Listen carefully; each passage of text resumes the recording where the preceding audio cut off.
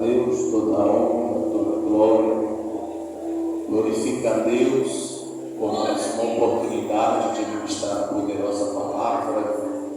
Muito obrigado, pastor Juliano, pastor Miro, pela confiabilidade, o convite que nos foi facultado para estarmos aqui ministrando a palavra. Deus abençoe com as mais ricas e copiosas bênçãos. Amém? Evangelho escrito por Mateus, capítulo 25. Enquanto algumas pessoas ainda procuram, deixa eu contar um pequeno testemunho. Queridos, a minha esposa, segundo a medicina, era estéril. E para complicar mais ainda a situação, ela tinha um câncer no útero. E nós fomos uma certa feita para o médico, e o médico olhou e disse: ela tem um câncer, e acima de tudo ela é estéril. Então a sua esposa, ela é impossibilitada totalmente de gerar uma criança. A minha esposa na mesma hora começou a chorar, e naquela hora não me conformei com aquela palavra. Eu olhei para o médico e disse, porque ele tinha falado: arranca o útero, arranca tudo, joga fora, porque só vai fazer mal para você. Você não tem vida em você. E eu não me conformei e disse: doutor, a minha esposa não vai arrancar nada. E ele olhou e disse: por quê? E eu disse: porque o meu Deus cura câncer. O meu Deus, ele abre madre e realiza milagre. Ele olhou para mim e disse assim: você deve ser mais um daqueles fanáticos. E eu disse: não, doutor, não sou fanático, eu sou pentecostal, e eu sei que o meu Deus realiza milagre. Ele disse assim: então você fica com a sua fé e eu fico com o meu estudo. E eu disse: e se daqui a um mês, quando eu retornar, se a minha esposa estiver curada do câncer, e se Deus abrir a madre? Aí ele olhou para mim e disse: aí eu digo que o seu Deus é o Deus de verdade. Eu estendi a mão para ele, ele segurou na minha, eu disse: pois está feito. Daqui a um mês eu estou de volta aqui na casa. Depois de um mês, pastores, obreiros, ministros estão no altar, igreja do Senhor. Quando eu retornei, que o médico começou a fazer o exame, ele colocou logo a mão na cabeça e começou a coçar. Aí eu olhei para ele e disse: o que foi que aconteceu, doutorzinho? O senhor está dessa forma? Ele disse: rapaz, eu vi aqui. Eu disse: o que foi que o senhor viu? Eu vi um câncer e vi que a sua esposa era estéril. Eu disse: e agora? Ele disse: o câncer desapareceu e a madre da tua mulher está aberta.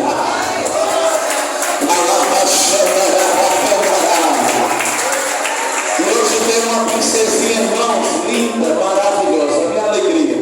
9 meses de vida, Débora Ragazza, a alegria da família.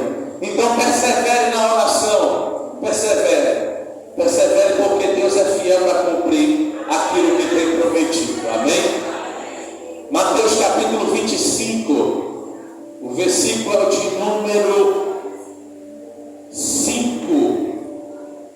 e o 6. Os que contaram confirmam dizendo amém. Diz assim a palavra do Senhor, conforme a minha tradução: e tardando o noivo, foram todas tomadas de um sono e adormeceram. Mas à meia-noite ouviu-se um clamor: aí vem o noivo, saí ao seu encontro. Deixa eu lhe fazer um pedido.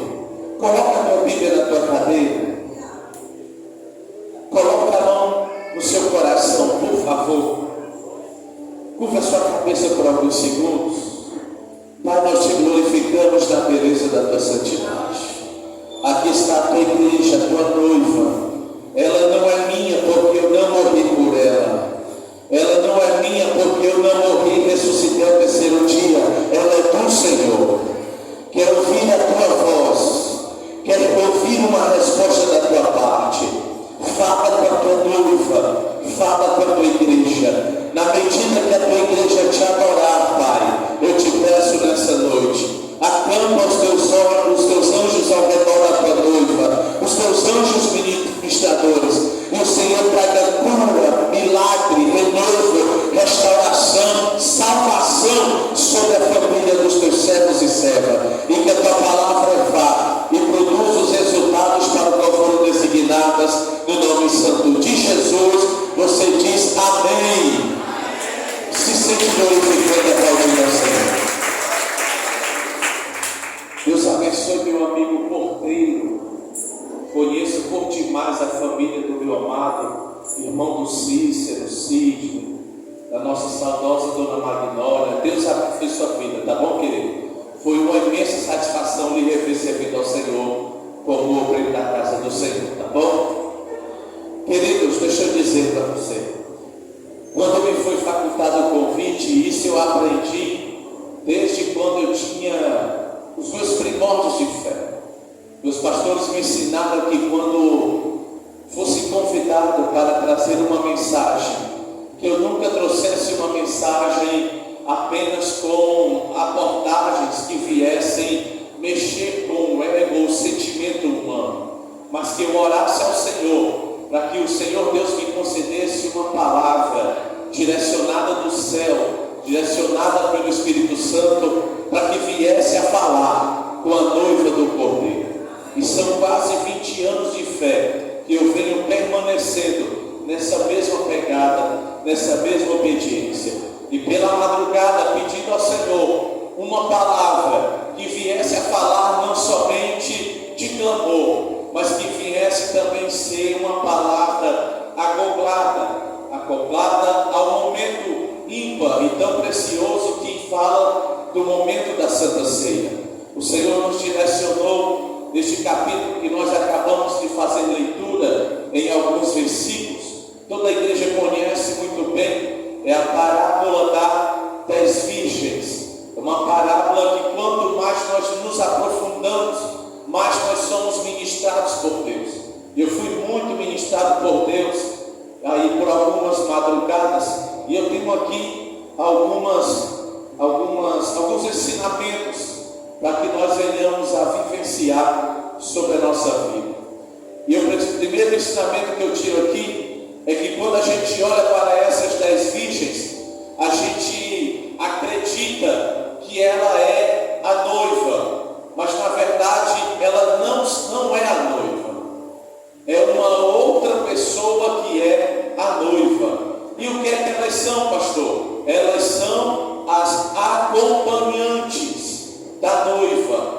Jesus escolhe um padrão para ensinar o reino dos céus, e o padrão que Jesus escolhe é o padrão de um casamento, o padrão de uma família, porque se tem algo que Deus ama é a família, e Deus trata a igreja como a sua família. Ele, o noivo, ele tem a sua noiva a quem vai se casar, e ele tem as acompanhantes da noiva.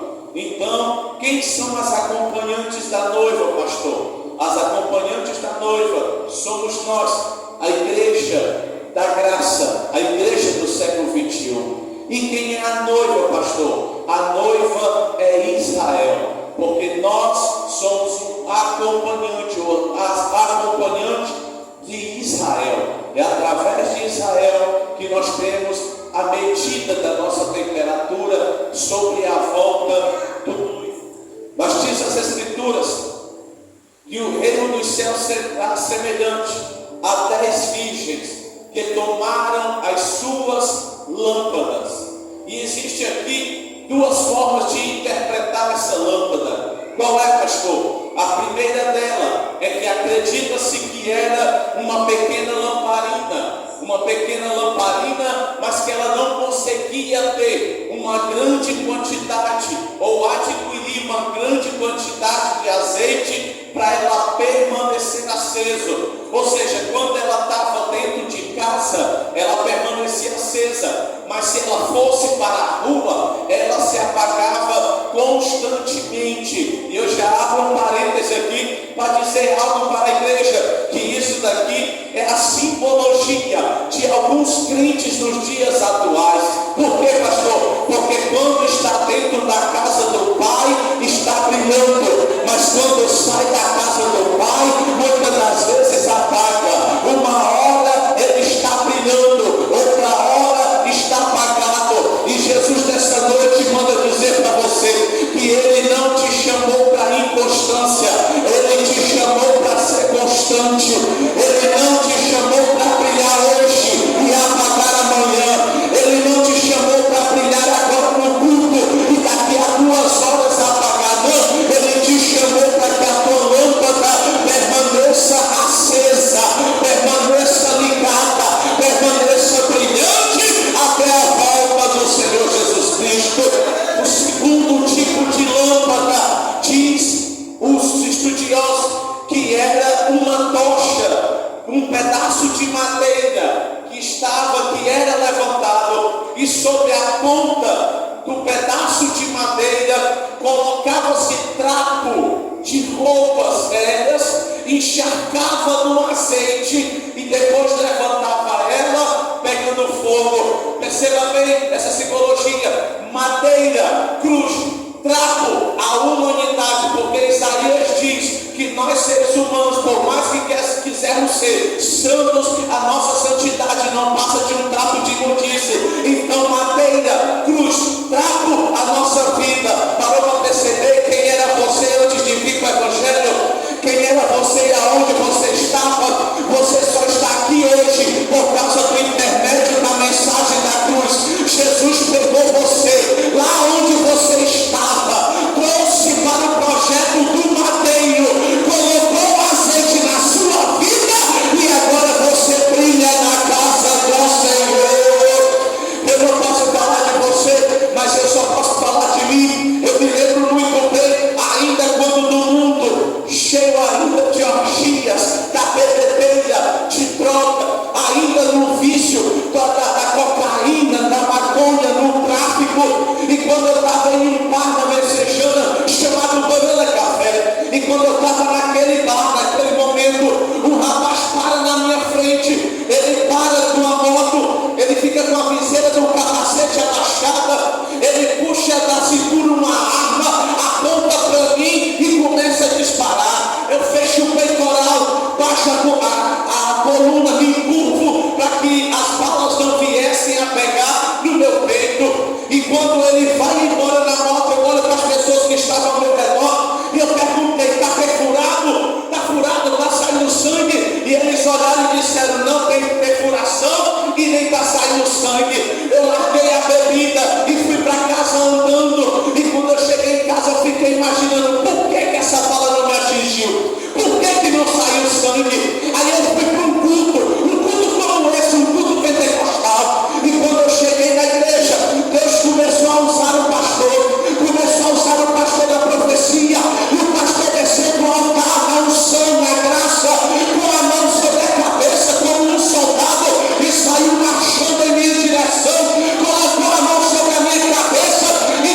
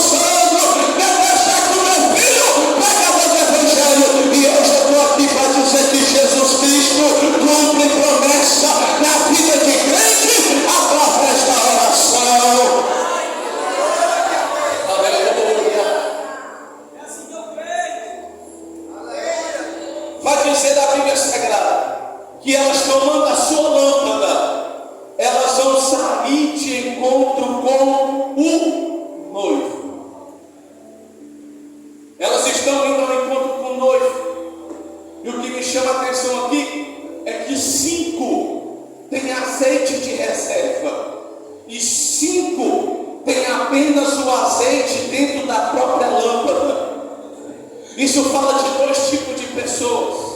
Qual é, pastor? Aqueles que vêm para a casa do Senhor para se encontrar com o noivo. E a segundo tipo de pessoa é aqueles que vêm para o local aonde o noivo se apresenta. Tem pessoas que vêm para o culto, ele vem trazendo alguma coisa. Outras pessoas vêm apenas por vir. E eu pergunto a você, o que é que você trouxe nessa noite? Porque tem pessoas que vêm, mas ele traz a sua adoração. Tem pessoas que vêm, mas traz um clamor. Tem pessoas que vêm, mas traz uma oração. Agora tem pessoas que vêm apenas para participar. Aleluia. E sabe o que é que eu aprendo aqui? É que antes dele se apresentar para o noivo, primeiro, ela se apresenta em secreto. Ela se apresenta primeiro em secreto, porque não adianta querer aparecer para o homem se primeiro não consegue aparecer para Deus. E onde é que eu apareço para Deus, pastor? Disse Jesus: entra no teu quarto, fecha a porta e fala com teu pai que está em secreto. Aleluia. Aí eu me lembro, sabe de quem? Da viúva de Eliseu. Por quê, pastor? Porque ela chega para Eliseu e diz assim: a tua serva não tem nada senão uma pequena botija de azeite. Aí Eliseu olha assim: ó, vai, entra dentro da tua casa, pede vasos emprestados, não pouco, mas muito, e deita sobre ti e os teus filhos. Aí o que eu presto atenção aqui, sabe o que é? É que do lado de fora a porta está fechada, mas para quem está do lado de dentro, a porta do céu está aberta. Quem está do lado de fora, a porta está fechada para ela, está na prova, está no problema, a situação acolchou para ela, mas para quem está do lado de dentro, está dizendo: a porta de fora está fechada, mas eu ainda tenho uma reserva do céu sobre a minha vida. Aleluia. A porta de dentro é mais relevante do que a porta de fora, porque a porta de fora ela traz visibilidade, mas a porta de dentro ela provoca multiplicação sobre a tua vida. Aleluia. Aí vai dizer as escrituras sagradas que 5 delas eram prudentes e 5 delas eram nécias ou tola. E o que eu acho lindo aqui nessa classificação é aonde elas querem ir. Porque quem está carregando azeite de reserva, eles estão querendo ir, elas estão querendo ir para poder entrar na festa com o noivo. Mas as imprudentes, que não traz azeite de reserva, elas só querem ir apenas para a festa. Porque quem tem azeite de reserva, entra dentro da festa.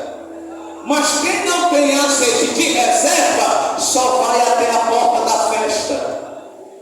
E de nada adianta querer estar na presença do Senhor, se naquele grande dia você só vai conseguir chegar até a porta. Porque o maior objetivo não é de chegar até a porta, o maior objetivo é de você entrar dentro da festa preparada pelo noivo.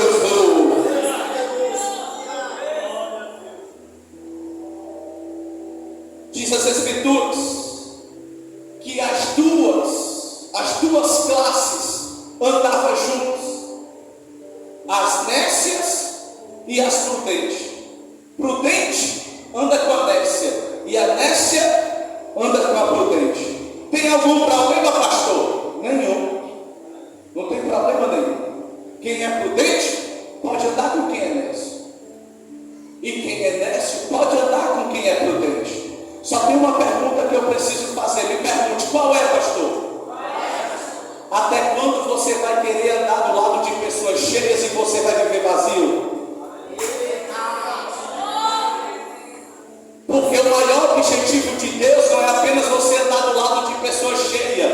O maior objetivo de Deus é fazer você andar cheio.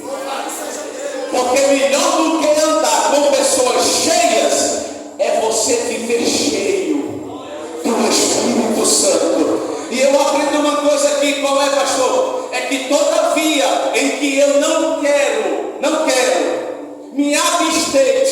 de receber de Deus para a minha vida, mas eu ando encostado com outras pessoas, muitas das vezes Deus vai tirar pessoas do teu lado para você poder começar a buscar aquilo que Deus tem para dar para você.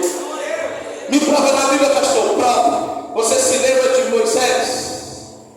Quem olhava para Moisés dizia: o homem que abriu o mar vermelho, o homem que colocou a vara sobre a rocha, o homem que realizou grandes milagres. Quem olhava para o homem de Deus chamado Moisés não queria outra coisa a não ser andar do lado dele. Aí Deus olha para Josué e diz: Josué, tu tem chamado, Josué, tu tem vocação, Josué, tu tem ministério, mas eu vejo que Moisés é a tua amuleta, e como eu tenho algo para realizar na tua vida, eu vou te dar Moisés para você se levantar, me buscar para me entregar para você.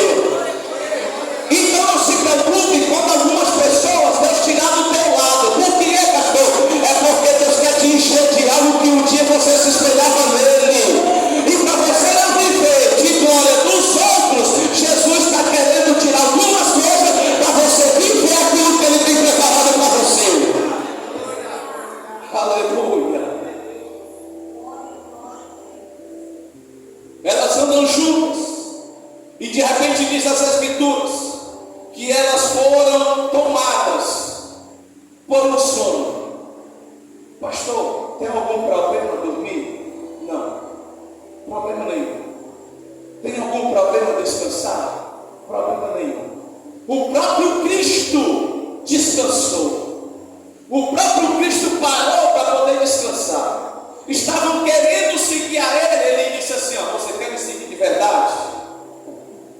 Porque o Filho do Homem não tem sequer onde possa reclinar a sua cabeça. Mas dentro de um barco, Ele dorme, Ele descansa. Não tem problema nenhum descansar. Eu me lembro muito bem quando um episódio com um homem de Deus chamado Eliseu, quando ele vai para Sunem e uma mulher olha para ele e diz assim para o seu esposo: esse homem que passa por nós, eu vejo que é um santo homem de Deus. E eu aprendo uma coisa aqui. E o que é, pastor Sandro? O que eu aprendo aqui, que para você ser considerado um homem de Deus, uma mulher de Deus, não é apenas como você anda, é com quem você anda.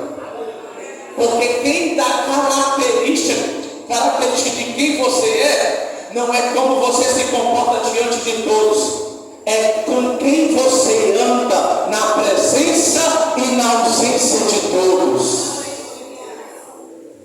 Ela diz: passamos um quarto, e quando ele vier para cá, ele vai se retirar para poder descansar. Vamos fazer um quarto para quando ele vier para cá e descansar. Aí lá ele vai ter uma cama, uma mesa, uma cadeira e um candeeiro. Aí Eliseu vai para lá e sobe o quarto e vai descansar. Aí parece que eu vejo Deus olhando do céu para a terra e dizendo assim: ô Eliseu, descansou? Descansei, Senhor.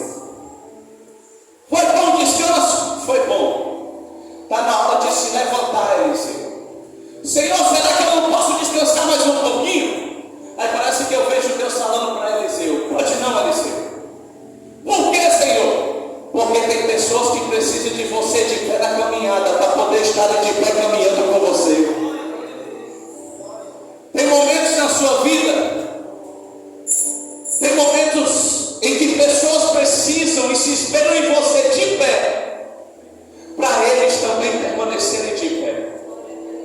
O salmista disse: lâmpada para os meus pés é a tua, e luz para o meu. O que é que o salmista estava querendo dizer? Se a minha lâmpada está acesa, e se ela direciona, aonde eu piso, as pessoas me acompanham. Aonde eu vou, eles vão comigo. Aonde eu me direcionar, eles vão junto comigo. Por quê? Porque aquilo que eu tenho clareia e direciona. Mas a partir do momento em que a lâmpada se apagar, quem anda com ele também se apaga. Quem caminha com ele também se apaga. A família dele que anda com ele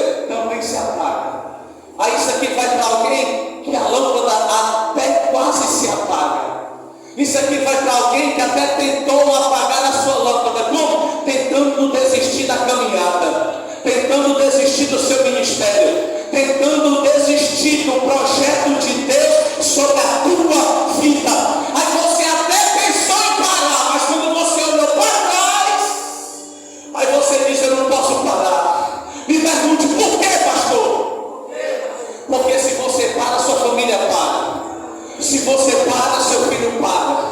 Se a esposa para, o esposo para. Se o esposo para, a esposa para. Aí o diabo está falando de longe, dizendo assim: ó, agora ela vai parar, agora ele vai parar, agora a filha dela, quem vai dominar sou eu, agora o filho dela, quem vai utilizar ele na história sou eu. Mas com a vergonha do diabo, a porta toda permanece acesa. E aí, onde é que você está aqui nessa noite?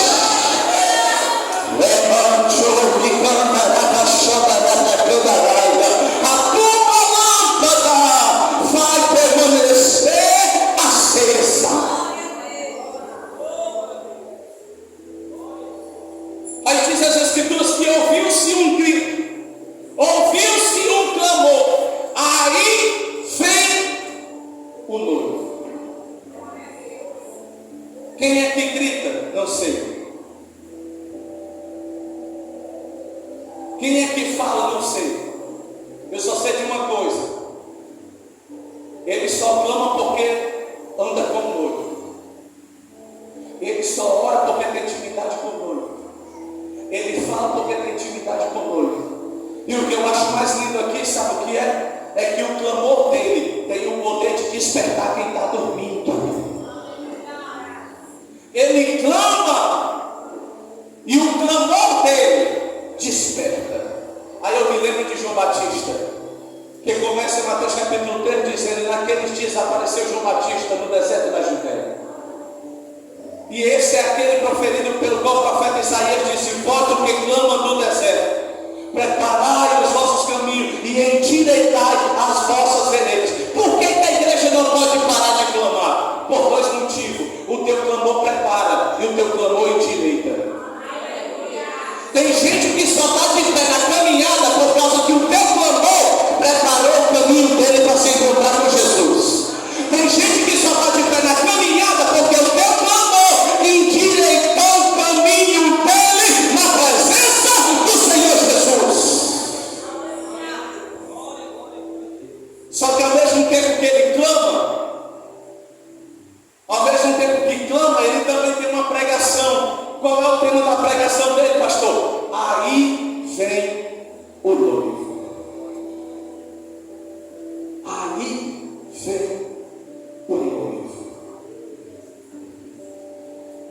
E é uma coisa que nós precisamos entender: é que o mensageiro nunca pode ser mais importante do que a mensagem. Porque maior do que o mensageiro é a mensagem do Evangelho. Chegaram para João Batista e disseram assim: João, o grupo dele está batizando mais do que o nosso. E João Batista disse: o qual problema? O que importa é que ele cresça e que eu diminua. Porque eu não sou o noivo, eu sou amigo do noivo. E a gente precisa entender uma coisa. Qual é, pastor? É que tem pessoas que andam com o noivo, outras pessoas são amigos do noivo. Me prova na Bíblia, pastor, prova. Mateus 14.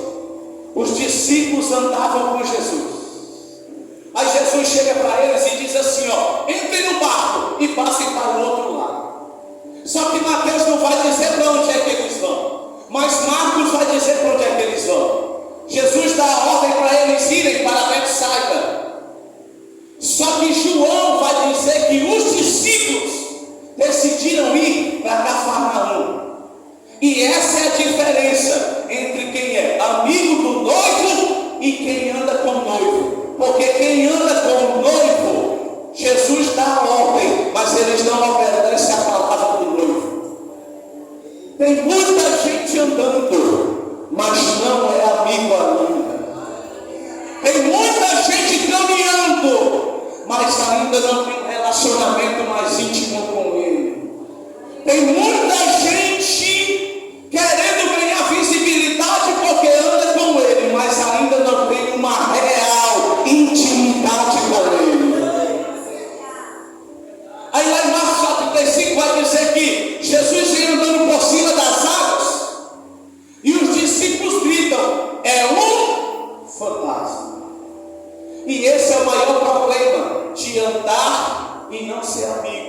Por quê, pastor? Porque quem anda vai comparar Jesus a um fantasma, mas para quem é amigo, sabe que não é fantasma, é a volta de Cristo. É a volta de Cristo. Porque a volta de Cristo vai ser espantosa para muitas pessoas, inclusive para aqueles que apenas andam com o noivo. Só que diz as Escrituras que ele vai anunciar a mensagem: aí vem o noivo. Aí vem o noivo. E sabe o que é que eu vejo aqui? A importância da mensagem de anunciar que Jesus está voltando. Por quê, pastor? Porque na hora que ele prega, aí vem o noivo, 10 pessoas são levantadas. Na hora que ele prega, 10 pessoas se levantam na mesma hora. Aí eu preciso perguntar para a igreja e para os ministros: qual é o efeito que a sua mensagem está fazendo? A tua mensagem está levantando ou está derrubando? Está curando ou está ferindo? Está renovando ou está colocando para baixo? Aleluia! Precisamos colocar a mensagem do noivo de volta no altar, porque a pregação dos pregadores atuais não é mais a mesma pregação de Jesus. Por que, pastor? Porque os pregadores atuais, para ganhar visibilidade, curtidas, eles olham e dizem: pega na mão do teu irmão, vai dar 3 pulos. Quando tu der 3 pulos, um é para a tua área financeira, outro é para a tua área espiritual e outro é para a área da tua família. Isso não tem nada a ver, querido. Isso é pregação do pregador atual. E qual é a pregação de Jesus? Arrependei-vos, porque é chegado o reino do céu. Jesus está voltando.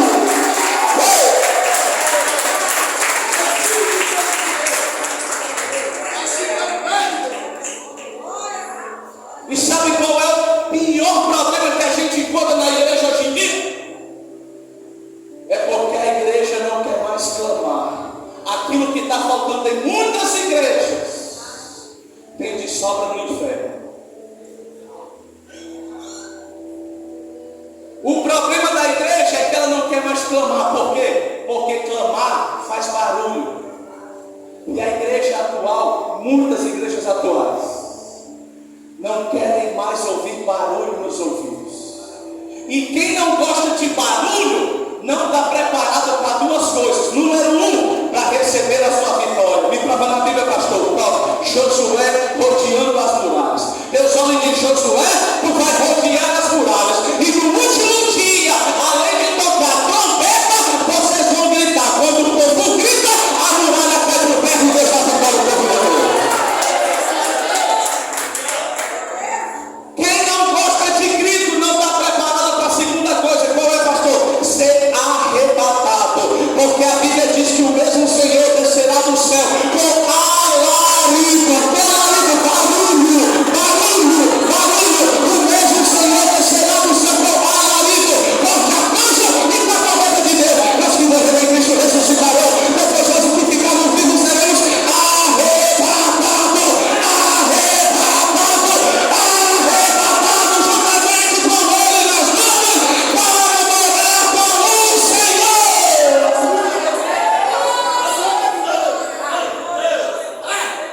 O próprio Jesus gritou. Me prova na Bíblia, João 11. Ele chega no túmulo de Lázaro. E a minha tradução diz: e Jesus gritou: Lázaro, vem para fora. Aí nós tem Lázaro, todo cheio de atadura andando. Aleluia. Para nos ensinar que crente morto só funciona no grito. Está vivo ou está morto? Está vivo ou está morto? Está vivo ou está morto? Está vivo ou está morto? Está vivo ou está morto? Está vivo ou está morto? Está vivo ou está morto? Se tiver vivo, tem barulho para aparecer. Tem coração para dar.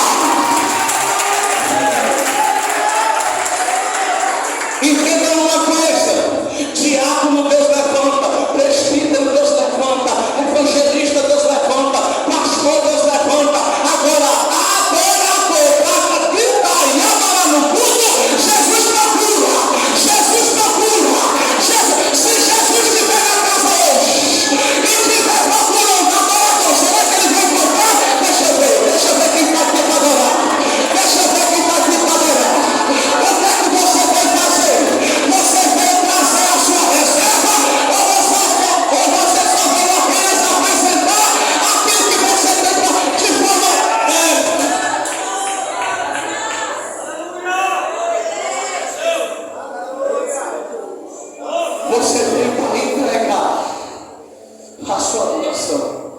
Ou você veio apenas mostrar o quanto brilho você tem?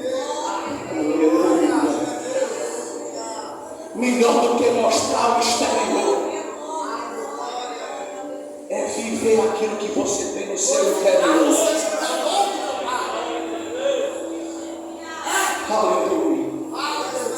Aí vai dizer que elas ouvem um grito. Aí vem um noivo. Olha a igreja inteligente. Aí diz a Bíblia Sagrada que elas vão chegar e diz assim, já estou encerrando, estou fechando a Bíblia. Elas vão chegar e vão dizer assim, dai-nos um pouco do vosso azeite. Aí elas olham e dizem assim, ó, não, do meu azeite não. Por quê? Porque azeite não se dá, azeite se adquire. Aí tem gente que não ora, não paga o preço, não lê a Bíblia, fica o dia no Facebook, no Instagram. Aí quer azeite de quem anda pagando preço buscando. Quer azeite, vai buscar também, querido. Aí ela vai dar uma dica. Qual é a dica? Não seja caso que falte a nós e a vós. Antes ide e comprai a quem vende. E isso aqui é o que chama atenção. Qual é, pastor? É que tem gente que não tem, mas está querendo. E quem tem, está vendendo. E quando é que eu vendo, pastor? Quando eu troco o dinheiro pela presença. Quando eu troco o dinheiro pela presença. Davi errou, pecou, falhou. Quando ele viu o anjo com a espada, Davi olha assim, entendi a mensagem, Deus. Está aqui a coroa, está aqui a capa de rei, está aqui o anel de silêncio, está aqui a sandália de rei. Pode levar até o pano que está lá na sala. Eu só te peço uma coisa, qual é? Só não retira a presença. Só não retira a mão, deixa me candarária. Só não retira a presença. Porque com a presença eu consigo ir, vai ser a presença.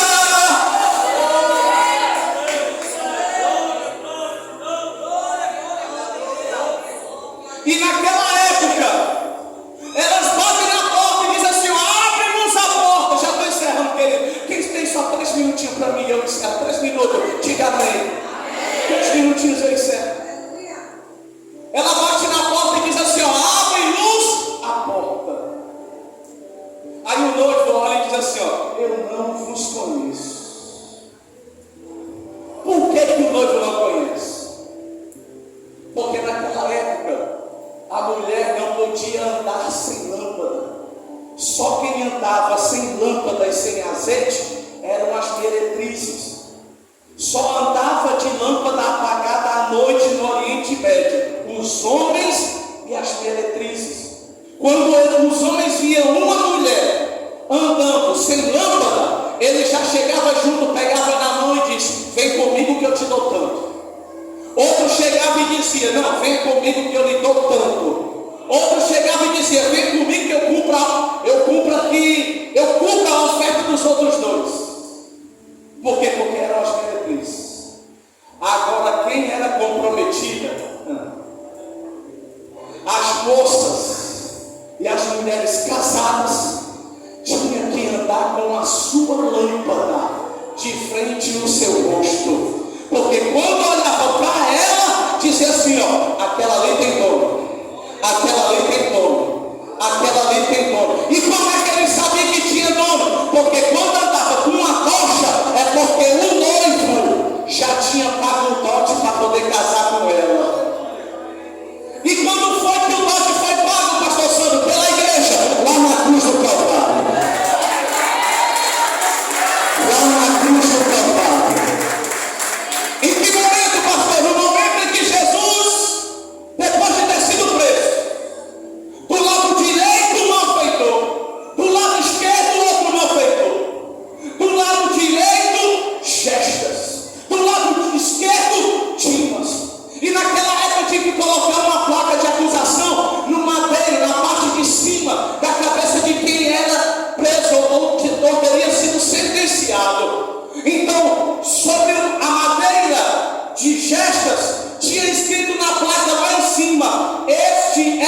gestas, ladrão e salteador.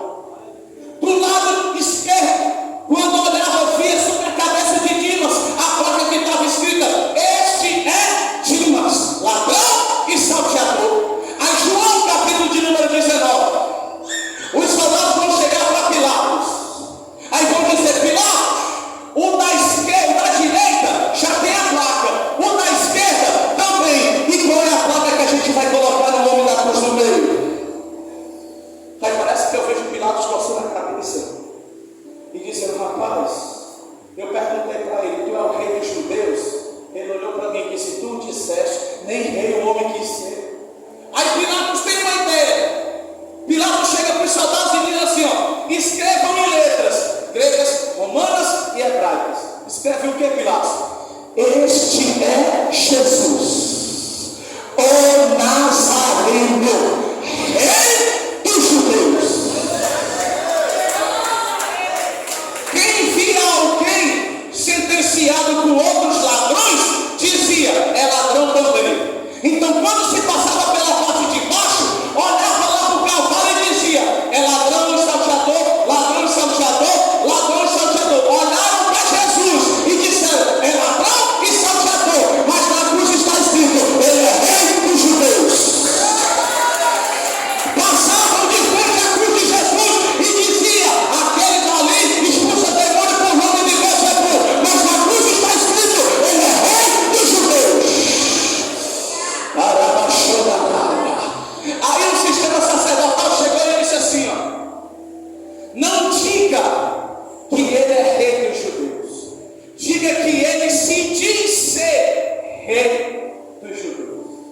Aí Pilatos diz: o que eu escrevi. Sabe o que ele está dizendo? Ninguém apaga o que está escrito na cruz.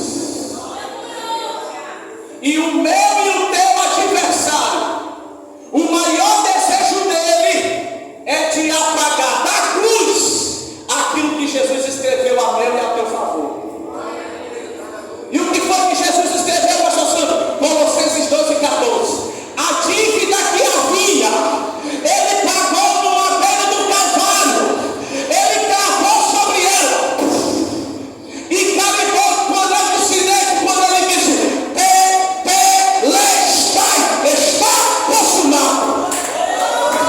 O diabo olha para você e diz assim: ó, está fraco, está sem vontade de orar, está sem vontade de buscar. Aí o Espírito Santo diz: já foi pago, já foi pago, já foi pago.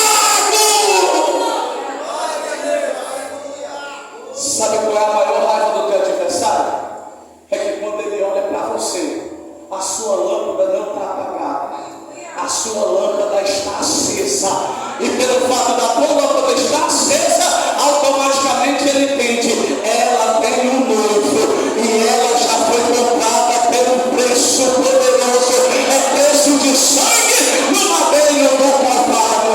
Que Deus em Cristo vos abençoe com as mais ricas e copiosas bênçãos. E eu passo aqui o microfone a quem de direito. Receba, pastor, com as palmas bem alegres para Jesus.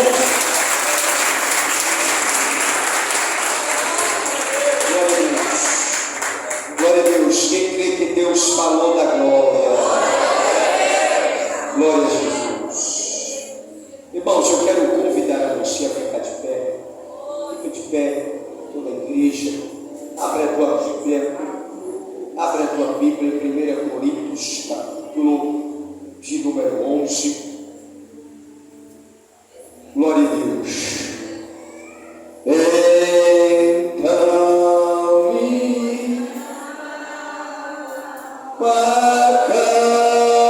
canta-te, Senhor. Quem sabe louva?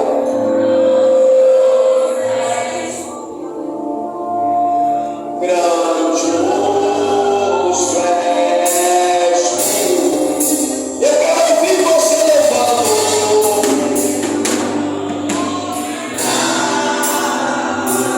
Mas canta-te,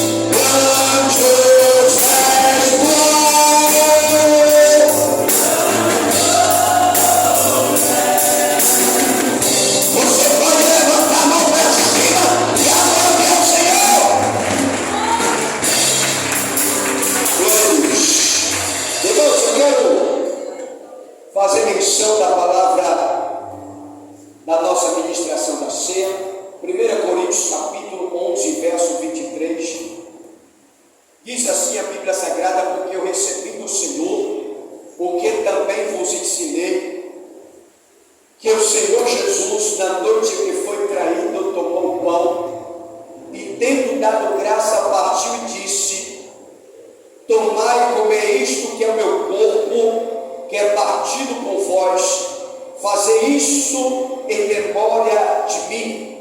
Semelhantemente, depois de cear, tomou o cálice e disse: este cálice é o novo testamento do meu sangue, fazei isso todas as vezes que comeres em memória de mim. Porque todas as vezes que comer o pão e beber o cálice do Senhor, vocês anunciarão a morte do Senhor até que venha.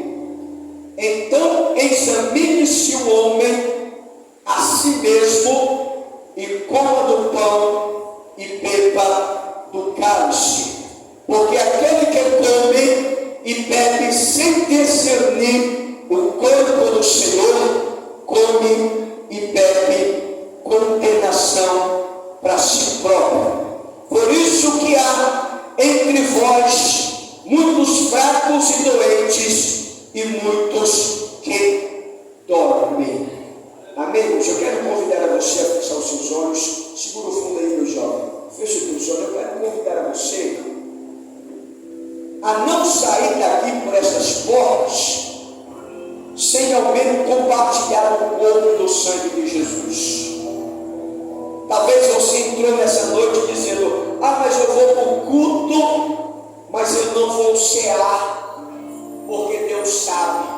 Irmãos, diz para a pessoa que está ao teu lado: não saia sem partilhar do corpo e do sangue de Jesus. Pastor, mas eu errei, eu falhei, eu pequei. A Bíblia nos fala na carta de João, a Bíblia nos revela: filhinho, não pequeis, mas se porventura nos pecar, nós temos um advogado para julgar a nossa causa, e o seu nome se chama Jesus.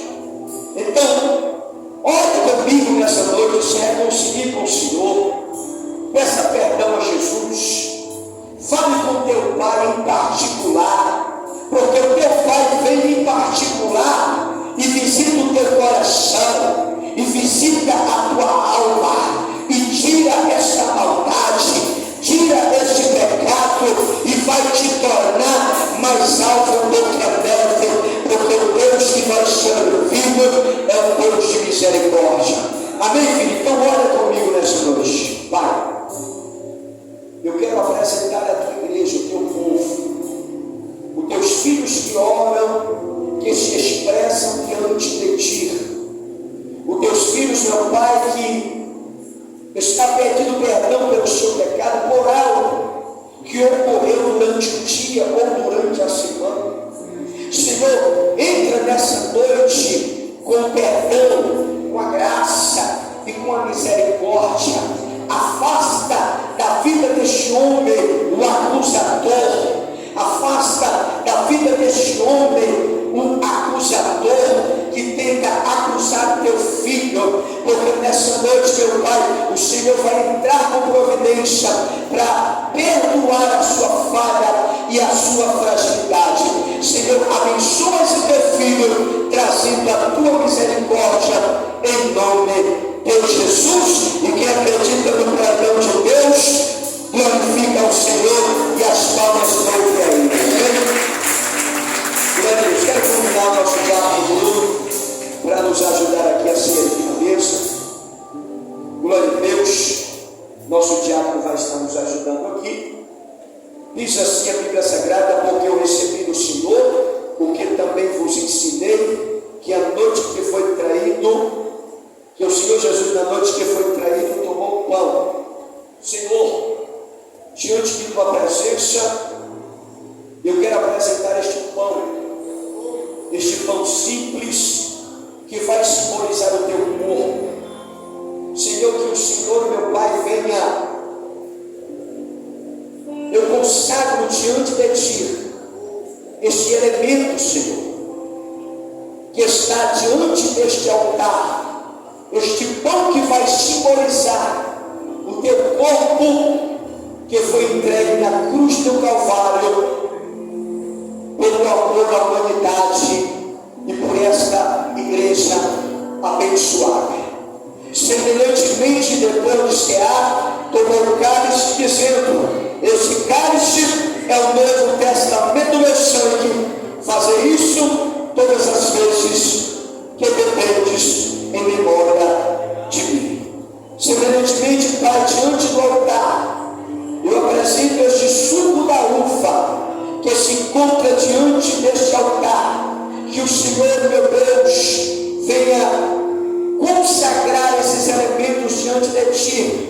Que esse suco da uva, Senhor, venha simbolizar o Teu sangue que foi derramado nas ruas de Jerusalém para nos redimir, para nos limpar e para nos tornarmos mais salvos do que a neve. Então eu consagro esses elementos diante do Teu altar, em nome de Jesus. Que toda a igreja venha compartilhar isso, fazendo isso em memória do Teu santo nome. Esta é a minha oração e a consagração destes elementos em nome de Jesus Cristo. Glória a Deus. Nosso diácono vai servir aos irmãos, enquanto esse grupo de louvor vai estar adorando ao Senhor. Lembrando que só quem pode participar da ceia, os irmãos que são batizados, certo? Cristo já nos preparou, nós já temos comprou, e agora nos convida a cear. Dom celestial,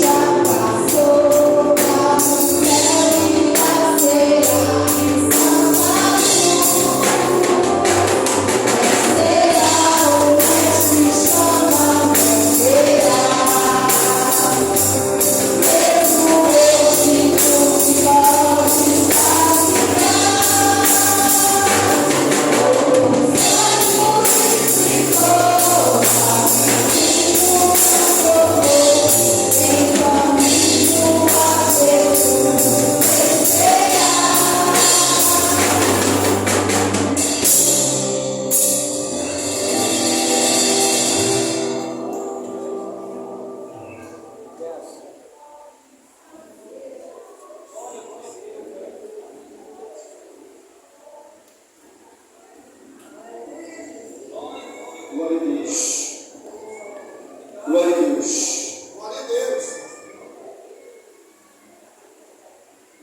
Glória a Deus. Glória a Deus. Todos pegaram o pão, todos pegaram o cálice, dá glória a Deus. Glória a Deus. Diz assim, repita comigo. Porque eu recebi do Senhor, porque também vos ensinei que o Senhor Jesus, na noite que foi traído, tomou o pão e, tendo dado graça, partiu e disse: isto é meu corpo, que é partido por amor de vós. Fazer isso em memória de mim. Comamos em nome de Jesus. Deus maravilhoso. Obrigado, meu Deus, pelo teu amor. Glória a Deus. Obrigado, meu Deus, pelo Aleluia. Santo Deus. Aleluia. Bendito seja o nome de Jesus. Tu és o pão da vida, Jesus. Glória a Jesus. Semelhantemente, depois de cear, tomou o cálice, dizendo: este cálice é o novo testamento do meu sangue. Faça isso todas as vezes que beberdes em memória de mim. Bebamos em nome de Jesus. Bendito é o nome do Deus vivo. Oh, Deus maravilhoso. Aleluia. Aleluia. Pai soberano, Pai sobre todas as coisas. Deus. Glória a Jesus. Dá glória, Deus. Senhor meu Deus, quando eu contemplo a tua